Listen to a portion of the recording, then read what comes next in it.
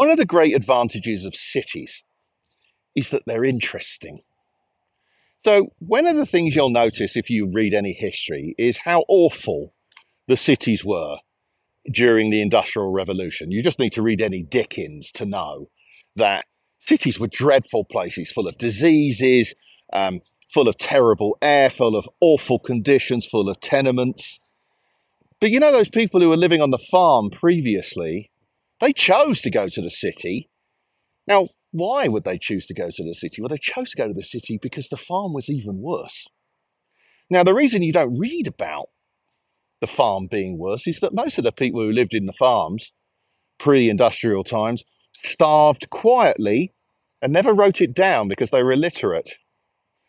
You see, the thing with the cities is it gives you the opportunity to meet new people, often of the other gender or whichever gender you like, to make the next set of humans.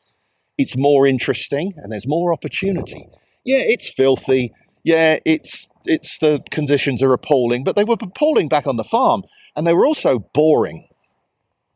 So one of the things that there's been a lot of research on over the years is how cities allow people to exchange ideas. Because after all, if you have a business and I have a business and we get chatting, we might come up with a new idea between the two of us. And this is certainly true for big cities, and it's very true for universities. It's one of the reasons universities are often right at the heart of the most vibrant cities. But in a world where we have instant communications to anywhere, do you actually need as much of that living cheek by jowl concept to have the idea of exchanging ideas? I don't know the answer to that, but I think it's interesting to note that when you look at the number of scientific studies put together by the universities these days, they are often not just beyond one university's walls, but there are collaborations between universities and institutions on completely different sides of the planet. And I don't believe that would have happened 50 years ago because the communications between them would have been so bad.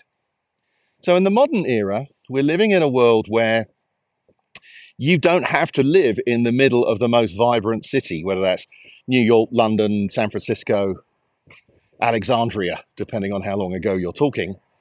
You can be elsewhere and still get access. But does it mean the city's dead? Probably not. Because the countryside, pretty as it might be, is really boring and you're not going to meet your mate there. So I think cities have still got a future, which is probably good for all of us. But I also think that you don't all need to be in one city for there to be great collaborations.